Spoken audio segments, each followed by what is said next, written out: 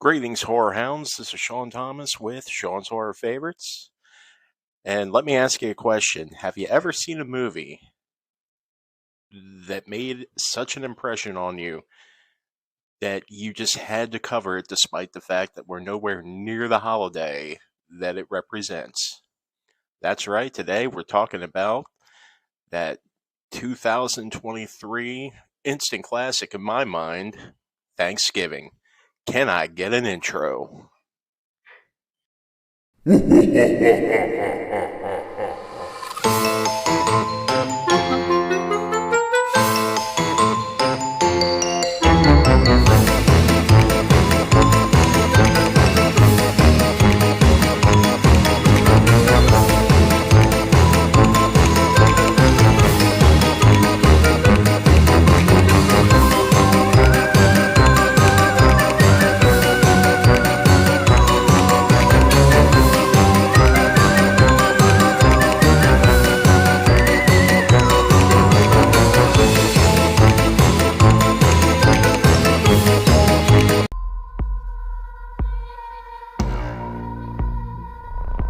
I used to love this town. Until what happened that night. Tomorrow's Thanksgiving, and I'm tired of pretending like everything is normal and it's not. I want things to go back to normal, too. Show some enthusiasm. Thanksgiving is an institution here.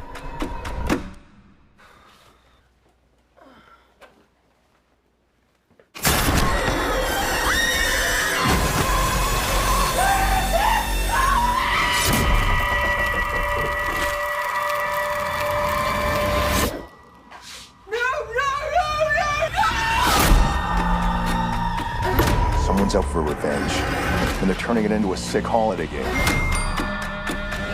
This is weird. We're all tagged, and our names are at the table. But why us?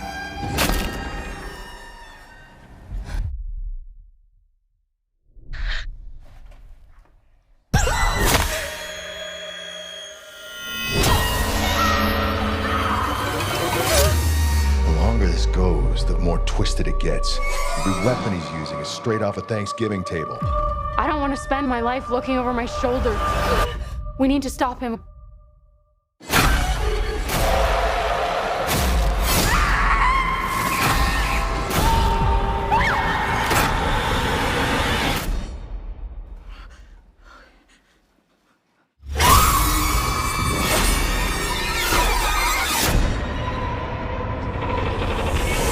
It is going to be a very happy Thanksgiving.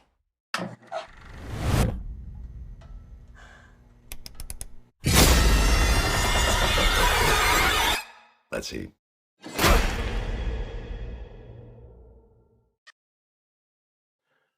So, Thanksgiving is definitely a film that I appreciated when I got to finally see it. I missed it in the theater, work obligations and all that. Plus, being a dad, it's kind of hard to get out to watch a movie every now and again. Plus, last year was a little bit difficult with certain elements.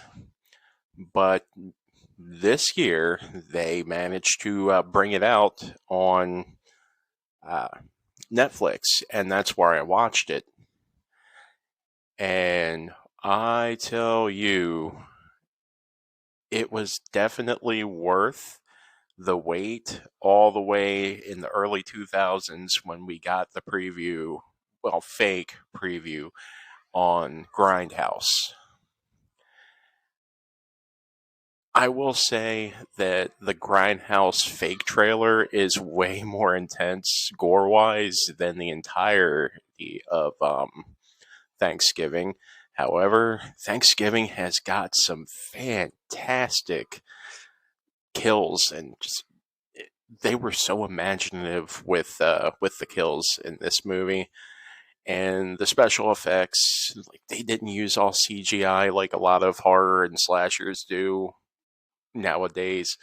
It was a lot of practical effects, and it was really, really cool. A lot of that gets shown in just the opening 5 minutes of the movie, where you get to see people just go freaking insane over what was it, a freaking waffle iron that was being offered on sale for Thanksgiving. Here's the clip. Back up immediately! Right up, get your fucking waffle iron! Hold on! Daddy, I need help! Oh my god. Dude, fuck is happening? Fuck this shit! Manny, help! Where the fuck are you going?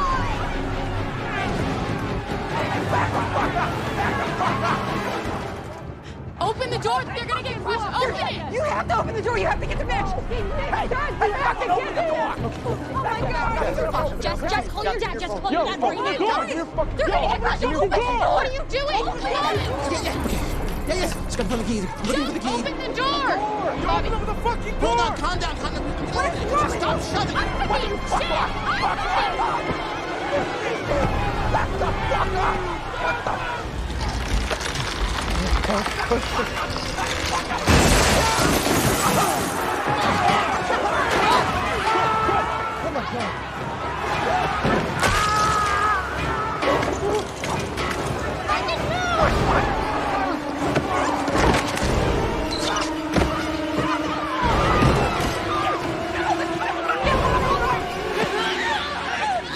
This is fucking gold. This is fucking crazy. Gabby, holy... Jesus Christ. Fucking insane. Fucking getting killed, man. No. It's fine. Stay there. What the fuck? Oh, shit. Holy shit. Fuck you.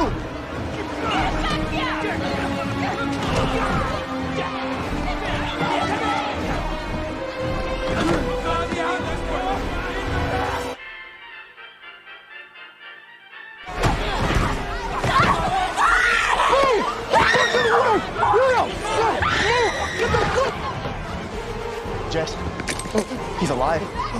Hey, I'm coming. Bobby! Hey. Bobby! Hey.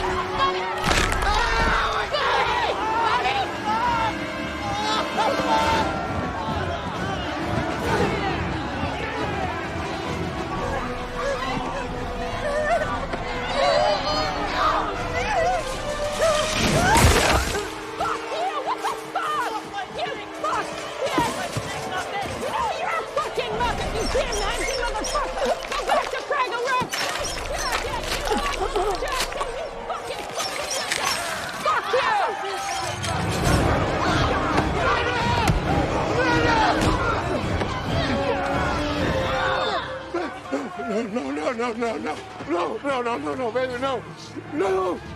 Man, look at me. Somebody help me. Please help me. Oh, my God.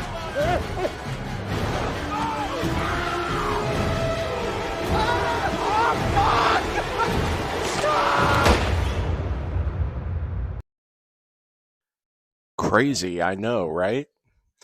I know that was just an audio clip, but you could definitely tell like there was definitely some mayhem and craziness all throughout that entire store during that opening segment. It is so brutal. You got a guy getting stomped to death. One of the security guys. The other one was just like, "Screw this, I'm out." And like you have a person with no regard for a person's well-being stepping on a guy's arm. You know, basically the boyfriend of our protagonist at the time. It's definitely an unfortunate turn of events. Like the wife from the beginning of the film that opens the door to greet the sheriff. She's basically like kind of at the center of it and winds up getting her head, getting like piece of her like scalped basically by a couple of shopping carts that hit her both ways, like from either side. It was freaking crazy. Uh, the Some of the main characters, like, I didn't really care for Jessica. However, it was refreshing to see that they had such a fresh face for a final girl. I don't recall seeing her in movies before. It was also kind of cool seeing Patrick Dempsey as the sheriff of the town. It was definitely interesting.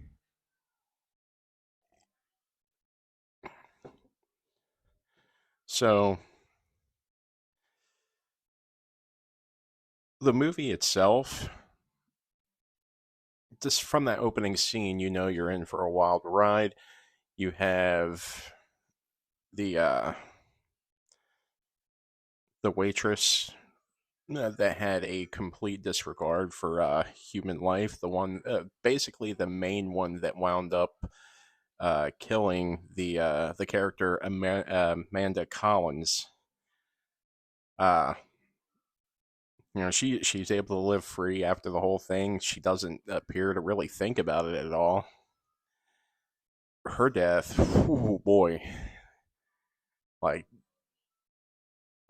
pressing her face up against a frozen door and like part of her flesh coming off. That was a particularly nice touch, along with trying to get away inside the dumpster. Like, you're basically cornering yourself. I was not expecting what happened with the lid coming down and basically eviscerating her in half. Like, that was so creative and it was so cool. Like, that one, and that one was done practically. That's how awesome that is.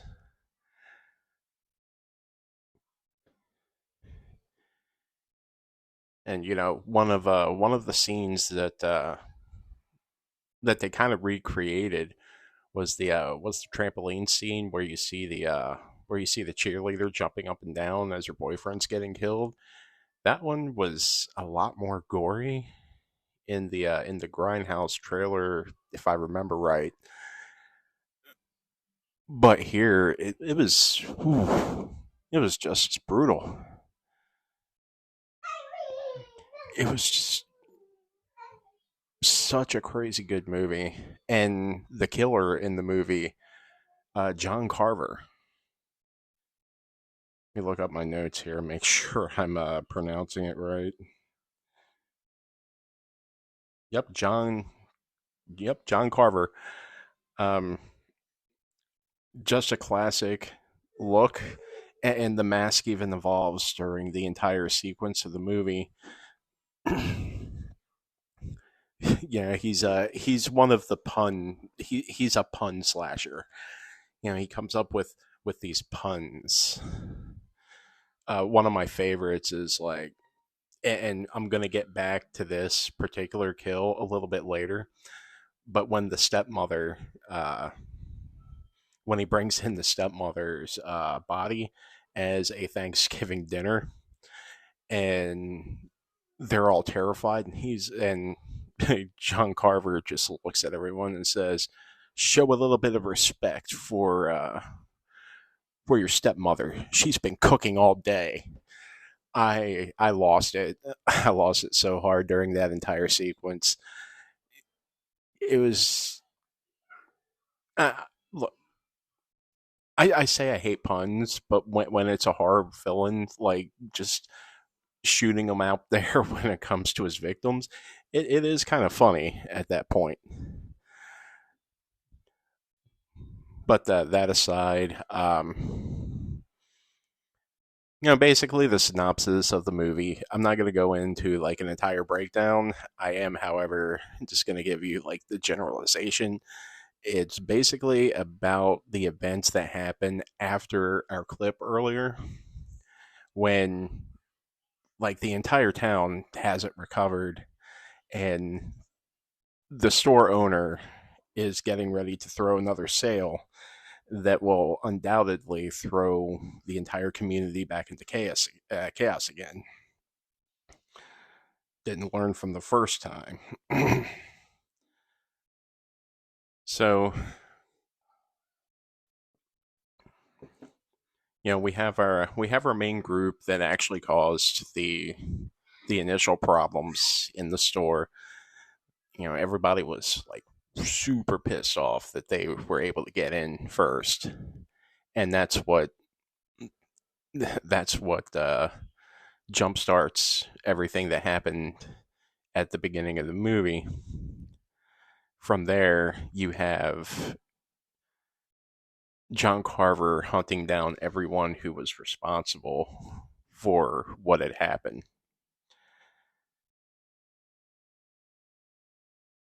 One of my favorite characters in the movie is Scuba. Uh, he was all for just out and getting out of the whole thing. Basically he did all the wrong things basically, but he was still able to survive through sheer will.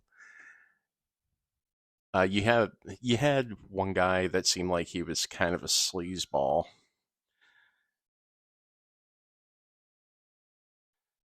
Uh, Basically, he was getting minors drunk. He was selling firearms to underage people, and he actually turned out to be one of the more redeemable characters in the movie.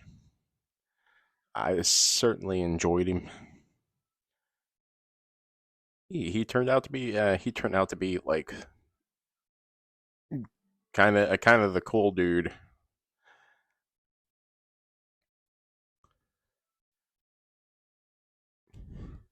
They had this part in the middle of the movie, and I touched on this earlier when I talked about the pun about the stepmother. Who would not think that that would be a really cool cooking show? Cooking with John Carver. All right, today I'm going to show you how to baste a turkey using our volunteer, Kathleen here. All right, first you want to start off with a basting of the entire turkey, followed by seasoning. Pop in at 500 degrees for 3 hours. You want to talk about a brutal freaking death? Like that one hurt. That one hurt bad. Like you could see you could see like the heating elements cooking her, and like when she exhaled her last breath, just freaking brutal. So so cool. So my general impression of the movie, as you've heard me like spout on and on about how good I think it is, I think it's I think it's amazing. I liked it, and all things considered, I hope it gets a sequel. To a couple of like this is going to be a spoiler warning for anyone that hasn't seen the film yet. Don't watch, don't listen to the rest of this until you've actually seen the movie. Patrick Dempsey, the sheriff of the town, Sheriff Eric, he winds up being the killer, and he made this comment to Jessica earlier in the movie where he says, I'm pretty sure your mom would make a fine Thanksgiving meal. And he actually like calls that back and says, "Hey, when I said that your mom would make a fine Thanksgiving meal, I wasn't talking about her cooking it." And it just, dude, oh man, the puns in this movie are so bad that they're good. But the reason why I think there could be a potential sequel is because there were a couple of scenes where he John Carver was showing a image of the table with his victims around it, and someone was moving the camera left to right, then right to left. Who was doing that if he was at the girl's house, Scuba's girlfriend's house, getting ready to take out Scuba's girlfriend? Yeah, just little things like that that you like. It's subtle, but it's very much there. I kind of think that he did have someone working with him, and it was most likely his deputy. He was a guy that you just kind of he had some lines in the movie. He did some things. He was kind of a jackass. I think he was an accomplice. And I think if they do wind up doing a sequel, it's going to be about him stepping into John Carver's shoes and, you know, brandishing that mask again. All in all, Thanksgiving was a super cool movie. And like you don't get them like that anymore. Slashers as a whole, a good slasher, like it's a dying breed. But then you see this particular movie, like, yeah, Friday the 13th has been on a long hiatus for a long time. By the way, part 4 podcast is coming out. I'm working on it. Wanted to cover this one first because it left such an impression with me. To see effort put into a slasher flick in this day and age, in 2024, well, 2023 then, it is great. It's amazing. Like, I look back at Winnie the Pooh, Blood and Honey. Yes, I've mentioned it before, but I'm going to mention it again. If they had just put more effort into that movie, it could have been something so much better. And like I said, I want to see 2 because it looks like that care might actually be put into the sequel. The sequel looks like it's going to be far better. And let's hope that Thanksgiving gets that same treatment. I think it's a good movie. I would like to see I'd like to see at least one sequel. It would make sense to do one sequel because there were a lot of like loose ends tied up, and they did kind of hint that there was another killer involved. I would like to see the continuation of that movie. But what do you guys think? Leave a comment if you're on YouTube, like and subscribe, or if you're checking me out on Spotify. Uh, tell me what you think about the episode, and I'll also leave a poll on there asking if you think there should be a sequel to Thanksgiving. Until next time, Shawn out.